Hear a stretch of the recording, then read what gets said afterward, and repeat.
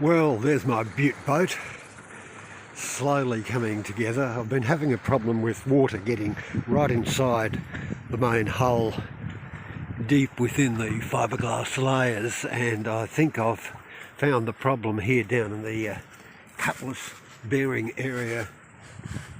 So I've cut it away and sealed it up with epoxy. I think I've sealed up the propeller shaft. No, not really.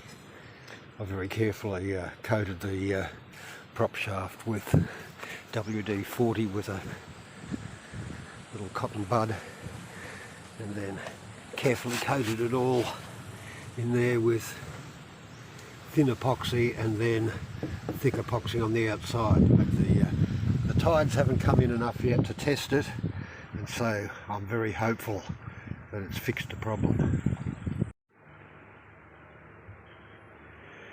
The waters have been coming in right down here at the bottom of the bilge between the layers of the fiberglass. I've been running a fan on it 24/7. It's now a little weeny bit damp, but the real test won't be until the high tides come in, so we'll see.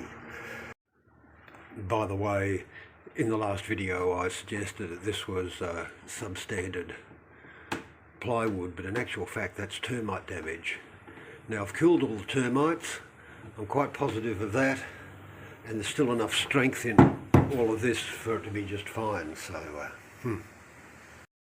these are the removable seat backs which I've made, and I've been trimming the edges so that they're a good fit, and just touching up the edges with epoxy to make sure it's all nicely sealed in. They're not perfect, but better than what we had, and it gives me access. Up forward here used to be the galley area, which I'm using as a chart table, and another area there with a fridge, and forward here used to be the kitchen sink, but I'm going to use that as a hand basin. Now I'm working out how to organise some containers like this for fresh water until I get to put in a nice electric water setup. Now in the new galley area, I need to clean up all this stuff. All these wires need to be removed. I don't think I'll use any of them, just use new stuff. I've gone and bought myself a couple of sinks. One will go there, and another one over here. I need to work out the plumbing arrangement under there to outside. I'm really pleased with them, they're going to be good. This is the engine bay hatch from over here, and it's got rot in all of the corners, but I think it's better to repair this rather than to build a new one. Yes, I'm cutting holes in the boat again. This is at the back of the boat, and I need to be sure that this is really nice and strong, because this whole dodger arrangement and the tension from the mainsail is going to be moved from here to over here as I widen the cockpit. This is my favourite fungicide treatment. Epoxy thinners or reducer, liberally splashed around all the areas that are cleaned out of rot. Some before and after shots of the back cabin area, which I'm about to start cutting up. You'll notice it sort of is saggy down a little bit at the back there. I'm going to make those cockpit seats horizontal, and so it'll have a straighter line there.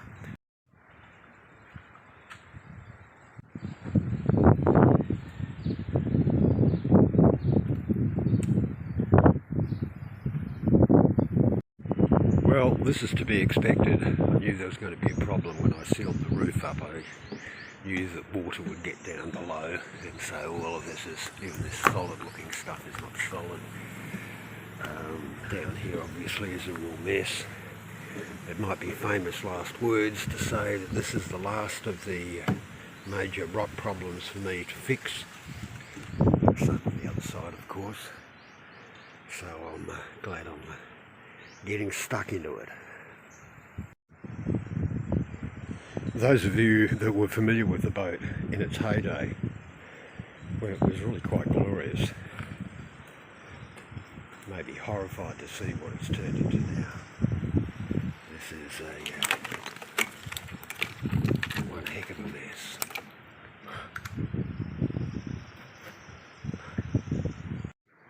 Well, as usual, I way underestimate the time it takes to do a job, particularly when it comes to rot. Like areas like this, you think are nice and solid, right? But water gets in the top. I mean, I patched the roof there. Gee whiz. Water gets trapped in between layers of fiberglass and it stays there for months or maybe even years. Now look at this one here. Now I've extended it as is necessary for my modifications, but there's rot everywhere to be cut out. Look at this up here. This is all, well, starting to dry out already. This is all wet. I'm going to have to keep cutting until I get away from all the wet areas. Yuck. Cutting away more of the back cabin area, taking away bits and pieces. This is actually a vent area for the engine room, which I am modifying. Instead of the engine just sucking in air as required, I'll be sucking air out of it, and I'm going to put a box in there. I'll show you what that's all about later, but the idea is that it'll ventilate the whole back area by sucking air into the engine room. Okay, those pieces are in. I've got supports going in here as well, and supports all the way around for the roof extension. Now because this is the highest part of the old Dodger, it's not a look that I like a lot. I'm jacking the back up just a few centimetres, and I have chamfered these pieces so they've got a bit of a downward slope, which is the look I want. Now I've put this on here like so to see what it looks like, and I think that it's pretty well right, pretty damn good. I'll show you. Whoops. A quick run along the beach.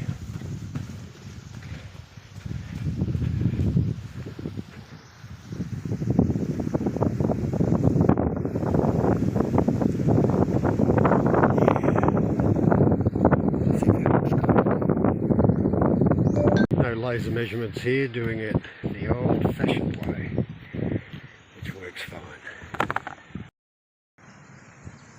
I call this my gazebo cockpit.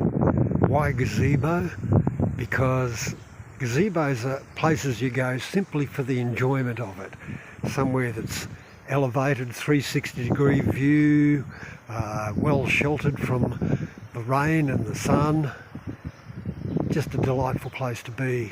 A nice place to hang out with friends, maybe have a beer or two, just sit and take in the scene. I really like it. Well, I like it when it's finished. Oh yeah, and that monstrous tiller is gonna have to go. Getting the correct curve on this piece of wood from that mark there,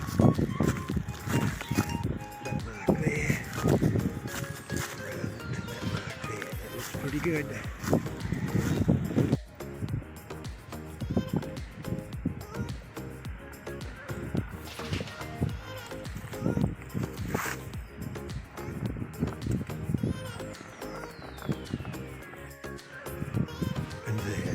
Goes in there.